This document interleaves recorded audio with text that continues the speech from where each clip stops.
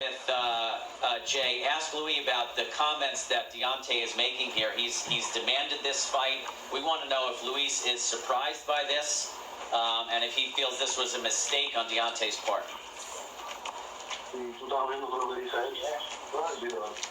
Yes, of course. He's not talking. He's not talking. Y si crees que está haciendo algo más porque está para contigo. No, no pasa nada. He said Wilder does a lot of thought. He says Wilder sounds nervous. He keeps forgetting the date of the fight. And I'm going to say no. He doesn't want to make a mistake. He's taking the fight. He thinks he's taking the fight because he has no other choice. And there's nobody else to fight. But, you know, he does feel that Wilder's not going to come out and knock nobody out the first round or the third round. He feels that Wilder's going to do a lot of running. And Wilder should be careful what he says to the last press about coming out and knock anybody out. Because he's going to do a lot of running and embarrass himself and all that running. Thank you. Deontay has talked about the criticism he's received so far, and he's unhappy with that. I want to know what Luis thinks about Deontay's resume professionally so far. Que si cree la gente hablando de que no es bueno y que recordar que no es bueno. Así que no pasaba por ser malo. Y la cámara no ha llegado, pero en mi tiempo. He says no. He says they're wrong. He says Wilder's not there for nothing. He says there's no way he's a bad boxer, and the critics are wrong. He wouldn't be where he's at and be the champ of the world if he was a bad boxer or a bum. But he thinks that this time he fucked up. I should ask you, in light of the hurricanes that have been coming through Florida, what is the situation in Miami? Obviously, your flight was canceled for today. We had Hurricane Irma a week ago. What's up, fight fans? This is Kurt DeVille with Counterpunch Boxing News, and this is actually the first official press conference of the announcement of Deontay Wilder versus Luis Ortiz 2. Now, I was just thinking at myself, like, why the hell is Luis Ortiz talking through an intercom and not there? Because there is bad hurricanes warnings and weather in Miami. Go figure, it's Miami. And he had a lot to say. You know, he said that Deontay will be running a lot of the times, and he said that he got to be careful of what he's saying, talking about KO, because he could very well, you know, forget what happened in the first fight. And that's true to a certain extent. I believe that Ortiz is a dangerous guy. He's still going to be dangerous to anybody. As long as he can punch and stand without a walker, he can be dangerous. You know, if he can box and move, he can be dangerous. All he has to worry about is underestimating Deontay Wilder.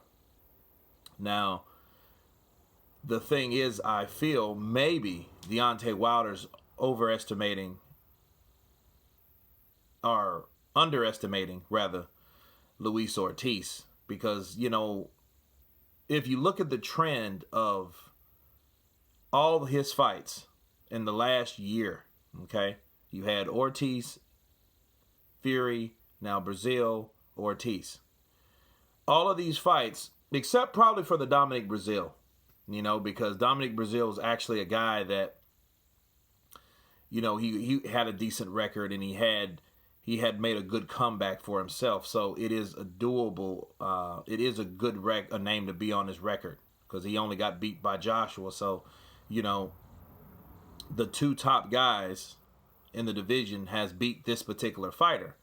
Whereas Ortiz, nobody hasn't beat him except for Wilder, you know, and the narrative is everybody was scared of Ortiz. Well, fair enough. Okay. If you want to believe that, fine. We'll never know that until he fights someone else. But, you know, in that fight and the actions of that fight, there was some back and forth. There wasn't a clear winner.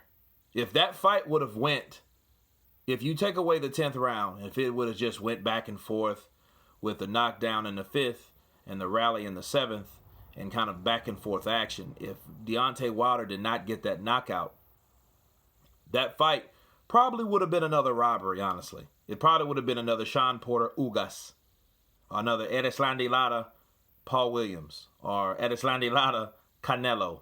You know what I'm saying? It would have been one of those situations, because I believe even on the scorecards that Deontay Wilder was winning that fight, where the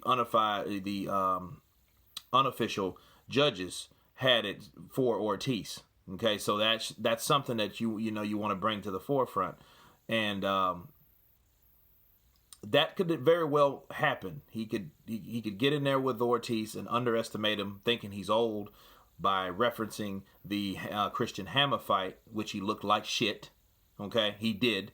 But if he feels that Ortiz is deteriorating, and he's not, like Fury wasn't, like they thought Fury was going to be over the hill or just pretty much deteriorated at that time to the point or to the level that he wouldn't be as big of a threat that he was. Okay, they could do the same thing with Ortiz. The only difference is Ortiz is older. So they might have banked right on the money with this one. But Ortiz, hopefully he learned from the first fight.